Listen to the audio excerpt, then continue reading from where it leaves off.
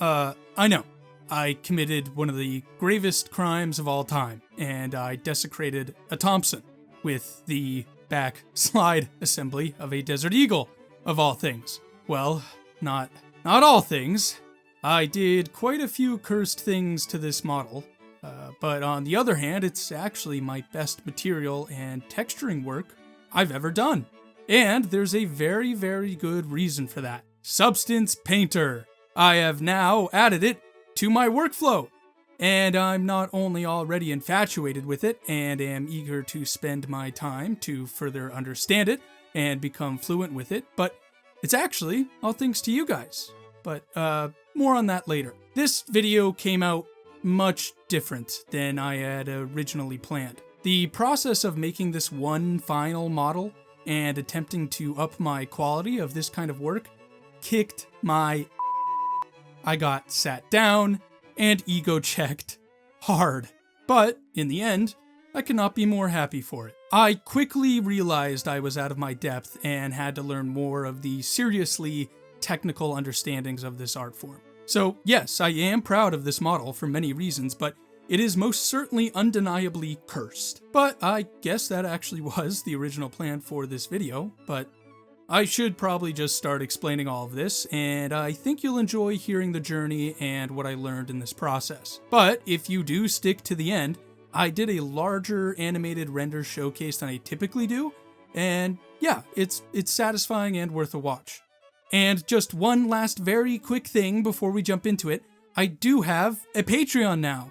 I'll talk more about this at the end of the video, but if you've been wanting to get your hands on the models I make for these videos, now you can.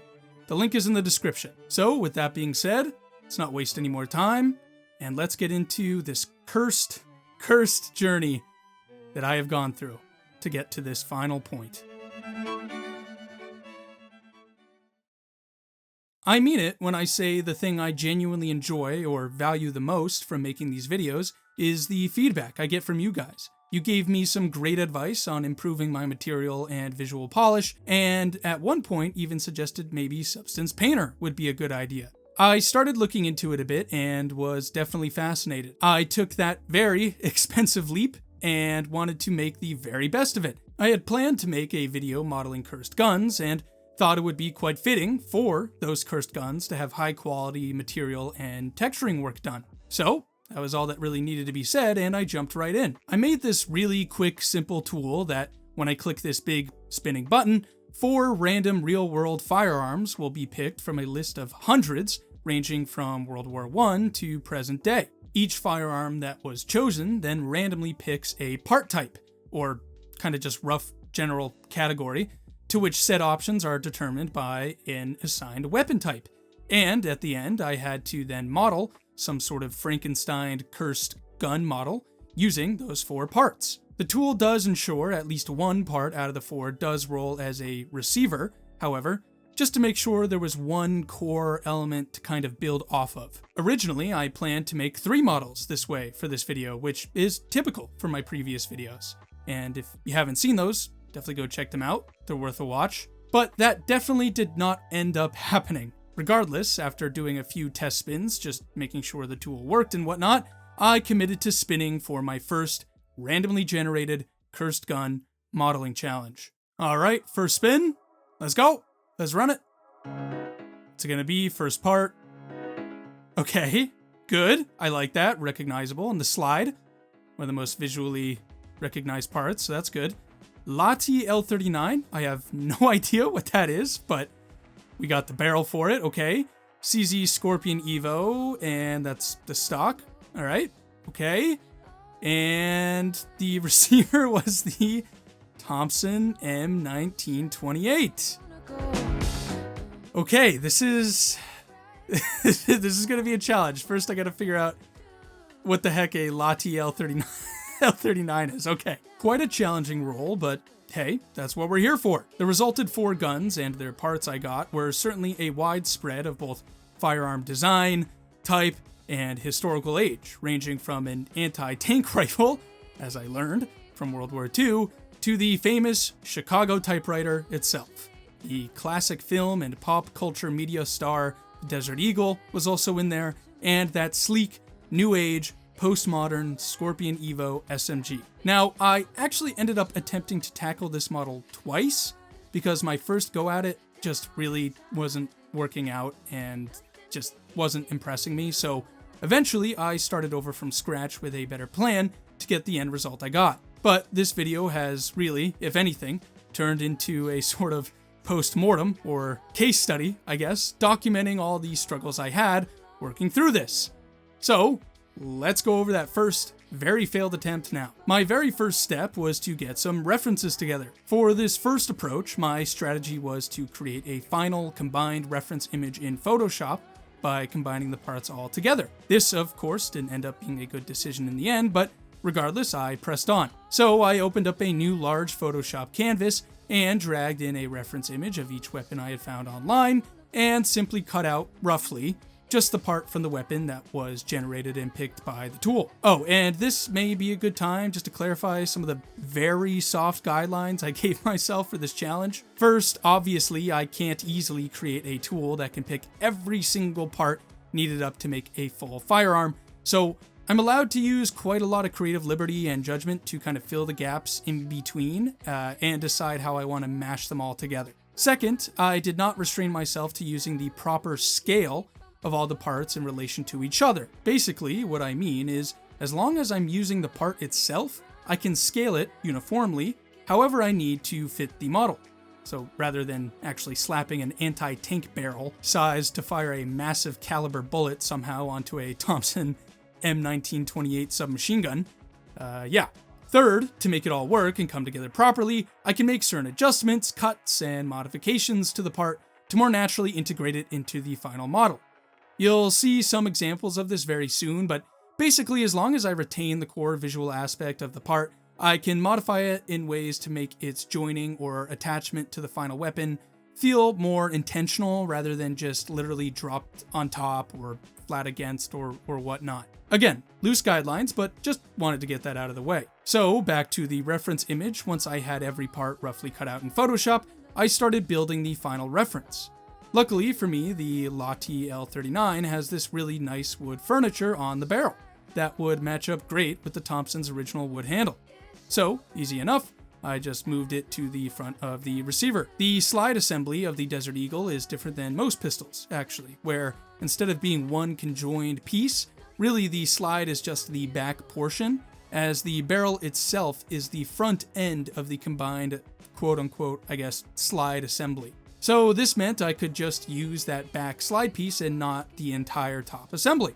This was great because it meant I could kind of merge the Desert Eagle slide into the Thompson receiver flush to the back, and since there's cut space between the two rails, or kind of like walls, I guess, of the slide, that classic and iconic top charging handle sight and the top of the receiver itself from the Thompson could remain kind of mostly intact, and I was excited to see how I could merge the two. I eventually also extended the length of the slide on the reference image to cover the full length of that top portion of the Thompson's receiver. And lastly, that Scorpion Evo stock, which, to be honest, pretty boring and simple, just kind of replaces the Thompson's wood stock with a fixed version of the Evo stock, and we're all set. Nice, it's giving me nightmares already. I threw the reference image into Plasticity to start my normal modeling process, and this is where I started hitting the first few frustrations and problems. After blocking out and extruding the rough solids for the pieces, nothing really was looking quite right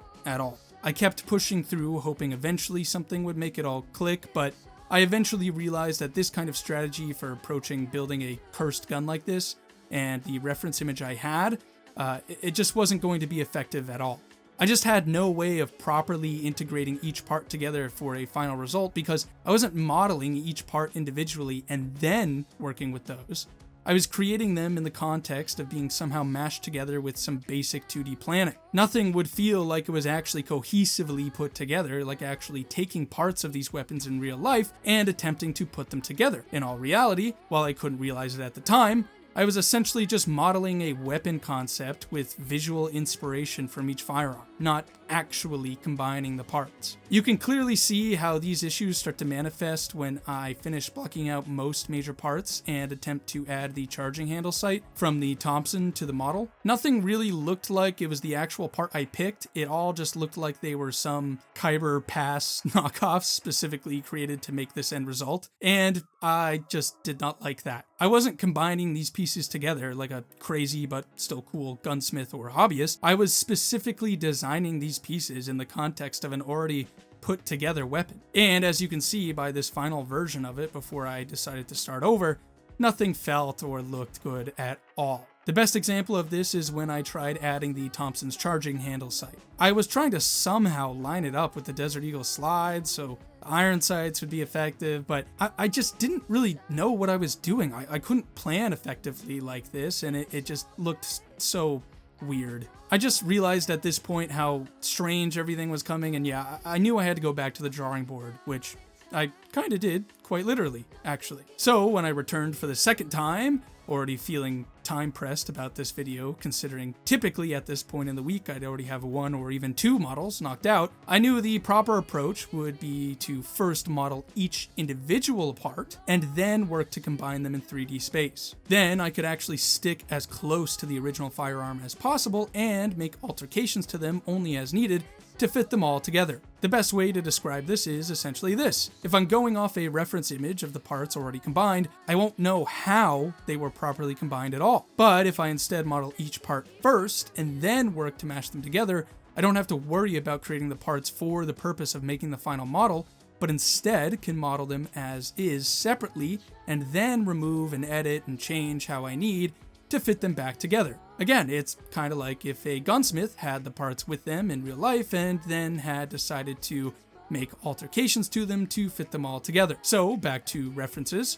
When I said I went back to the drawing board, I did mean that in a sort of literal way. I tried tracking down the original engineering schematics of the Desert Eagle, as they can typically provide really good, clean, orthographic line depictions of not just the weapon itself, but also its isolated individual parts. This turned out to be quite tricky though, as typically firearm manufacturers keep these documents under lock and key. No worries though, because eventually I did find a sort of like modernized redrawing of the schematic, and so that was enough for me and I was off to the races. This let me actually model the Desert Eagle slide properly, accounting for proper width, length, and the height of the part, as well as key details like certain angles of certain pieces, the profiles and shapes of things like the safety switch and the back sight. I really just had a much better end result in creating the accuracy of the piece and had a much better understanding of how it was designed, allowing me to make better decisions later when combining the pieces together in a logical way. And yeah, a pretty good end result for the first part. So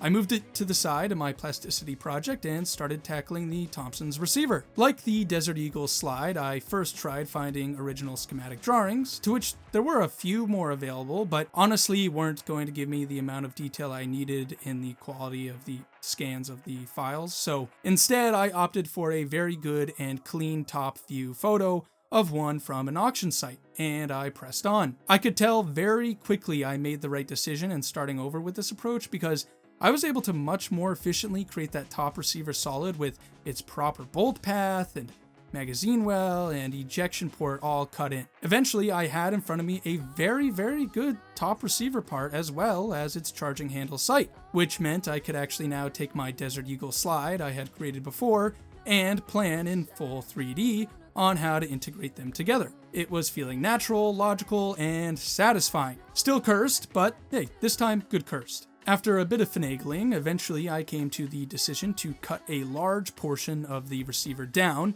and then slide in the Desert Eagle slide into like cut grooves on the receiver. It may not make much like actual functional real world sense, but logically and visually it just feels more intentionally designed.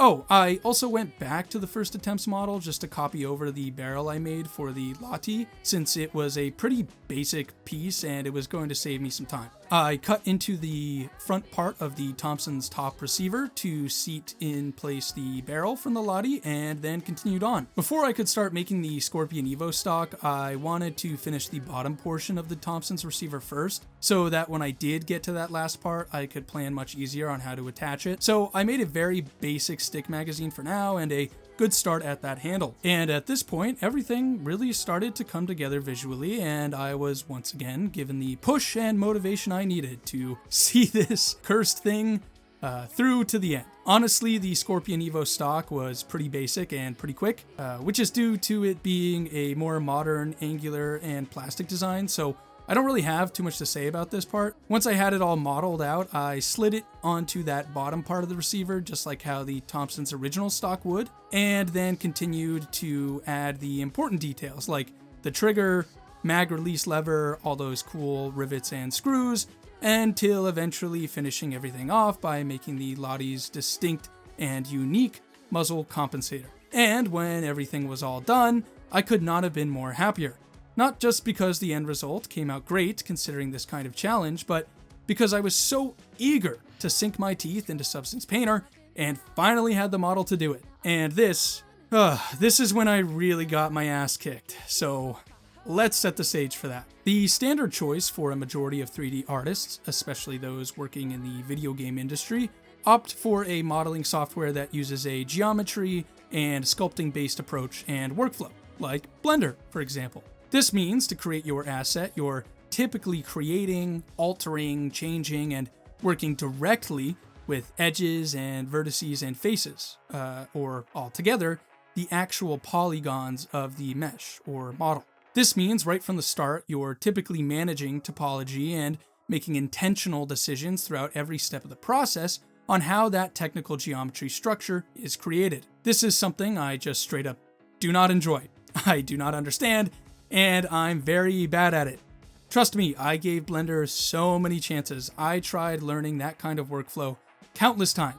And to be clear, this isn't me putting down this kind of modeling or this kind of workflow or software at all. It is, after all, the standard for most 3D artists, and for very good reasons. My brain just doesn't work like that, which is how I eventually found and fell in deep love with Plasticity, which takes a CAD-based Boolean hard surface approach to modeling. All my shapes and solids in Plasticity are not created with polygons or n-gons or any of that. The software instead uses a NURBS approach, which is what allows me to easily create mechanical and solid non-organic looking objects quickly and effectively. So while this is great for me and I enjoy it, there are also some serious trade-offs that come along with a workflow like this. Whether it's a game engine or 3D rendering and animation suite, all 3D graphical programs and your computer itself relies on generating the 3D model visually by using its polygon-based mesh. GPUs are designed and very efficient at calculating polygon shapes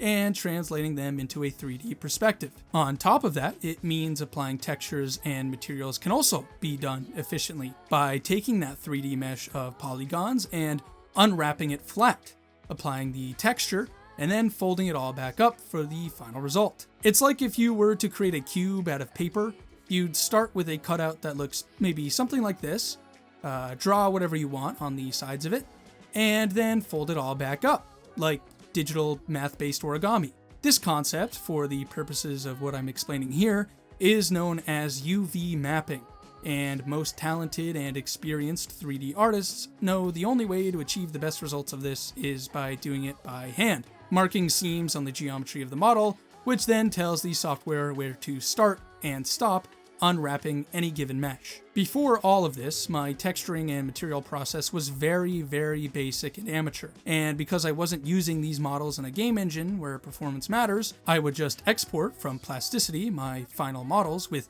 extremely dense and unoptimized topology, do a simple smart UV project on each separate mesh in the model, and then apply some material to the meshes from some presets I've obtained, tweak it to my liking, and call it a day. I was okay with this because I was focusing mainly on the modeling anyway, and I didn't need the models to be technically efficient for performance concerns. I figured that because I still was only creating this model for these final renders and not a game, I could still just generate any old UV map that works and throw it into Substance Painter, and everything would just be peachy. I could not be any more wrong. Welcome to the chaos.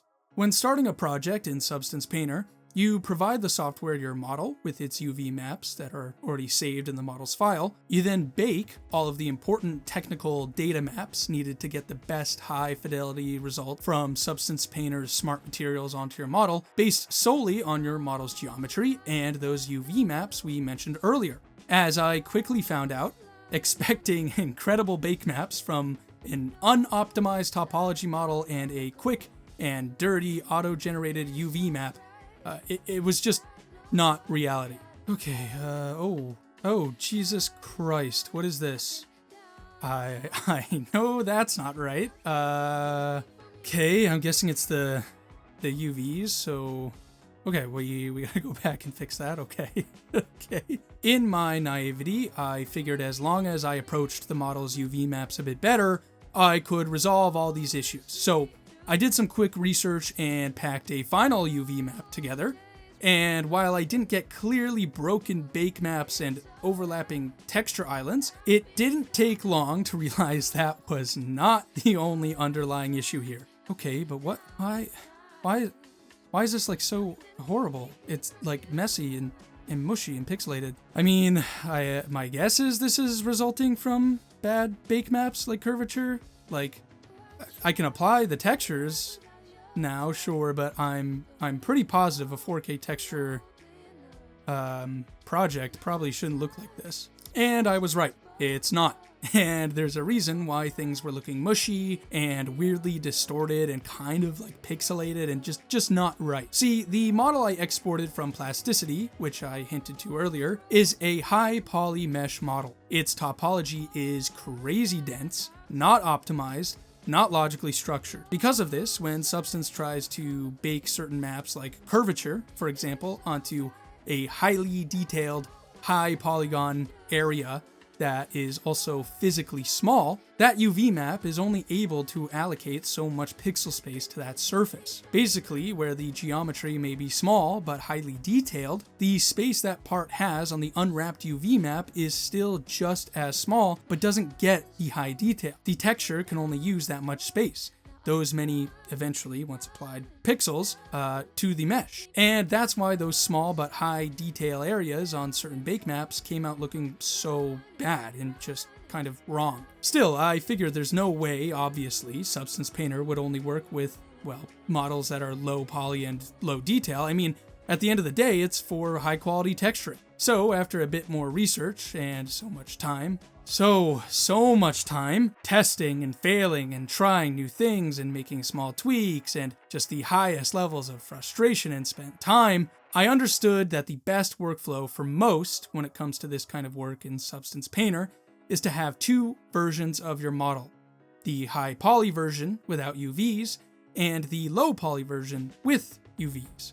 You then give Substance Painter your low poly model as the actual model project to work on, but also provide it with your high poly model. Substance then can use the actual geometry from the high poly model using ray tracing surface-to-surface techniques to bake data maps onto the low poly model that not only preserve the amount of detail from the high poly model onto the low poly model, but also generate highly accurate and specific data bake maps. Thing is, I didn't have a low poly model. I had my high poly model, but it wouldn't be effective or efficient at all to then go back and retroactively remove certain detailed elements to create a new low poly version. Typically, you'd create the low poly version, save that out, and then add more details to that to make the high poly version. But at least now I did know what I needed for Substance Painter to work properly. I just had to figure out how to get it. The high poly model was easy. Because I didn't need UVs or need to optimize its topology, I could very easily just bring in the high poly dense topology model from Plasticity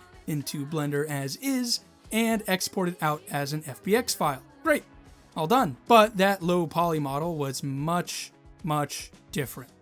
I looked into retopologizing tools, but wasn't getting clear information when I did some digging how effective they could be on a CAD-based model. Eventually, after a lot of digging, I discovered this program, MOI, M-O-I, which claims to have some of the best mesh output conversions for CAD-based assets. After so much time and tweaking and trial and error, eventually I got MOI to consistently output a low poly model with while not being entirely optimized, much better geometry and topology as a new OBJ file. Finally, I can now bring this OBJ file into Blender and tackle that second ingredient, the UV maps. While I didn't manually UV unwrap the entire model, or honestly really a vast majority of it at all, I still had to learn all of the ins and outs of how UV maps can be best optimized in terms of space, how packing UV maps work, fixing certain artifacts caused by bad UV unwrapping and packing,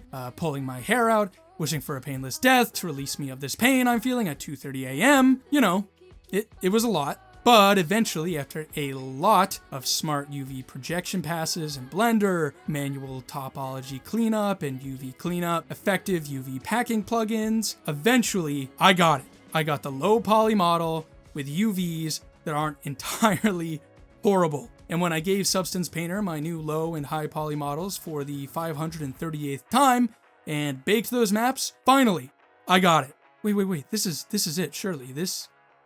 I mean, there's a tiny artifact still left over on this side, but yeah, honestly, no. We're running with it. That's good enough. But no, I mean, yeah, this is it. The real test. Okay, let's see.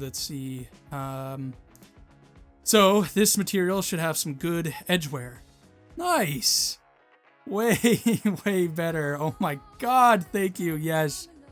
Oh, I've been punished. I get it. I've been shown by the 3D artist gods that I was so out of my depth. Oh my lord. Okay. I've learned my lesson. Okay. I get it. It's not this easy. I get it. Pure relief and joy in this moment when I finally figured it all out. And from there, I got to really just dig into all the fun material work Substance Painter allows. I won't show all the footage here because, one, I was still learning a bit about the interface and techniques and such, like smart masks, mask by ID, smart materials, and their effects on certain maps, like curvature, thickness, position, all of that. But at this point, all my worry and frustration was gone anyway, so I was just kind of playing around and testing things until I finally got a good end result. However, learning all of this, going through all the trial and error, the mistakes, the lack of technical knowledge, it was not a quick process. And that's why I could only create this one final model. But, as promised, there's a ton of satisfying animated renders to take a look at in a bit to make up for that. And if you guys like this kind of content, I would be more than happy to go back to the Cursed Gun generator and give it another spin for a future video. So let me know. Also, at the beginning of this video, I had mentioned that this end result I got from using Substance Painter was actually all thanks to you guys. Not only was it suggested in the comments, which I do read by the way, but this software is not cheap. And while I'm still a small creator, it was the support from you guys on my previous videos that led me to become monetized and put that small amount of ad revenue back into the channel and making it better, such as in this case with being able to purchase Substance Painter. So seriously, thank you guys. I love making these videos, and balancing that with a full-time job, it can be a lot and it can be stressful sometimes. So the love you guys send me is very much appreciated. Thank you. Furthermore, I've now officially launched my Patreon. I saw a lot of you asking to get access to my models and even mentioning Patreon specifically. So if you do want to get the models you see me make on these videos and further support the channel and all my work, now you can. As of now, the untextured models from my previous videos, which includes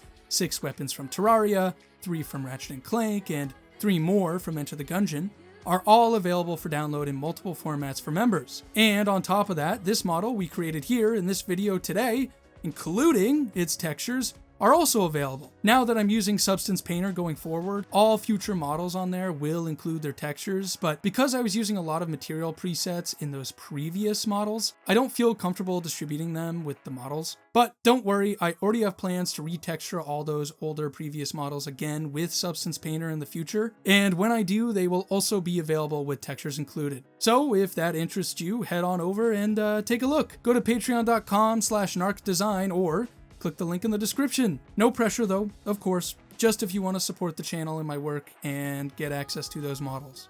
Show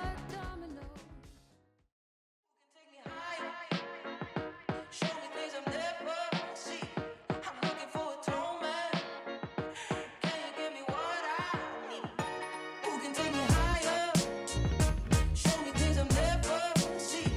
I'm looking for a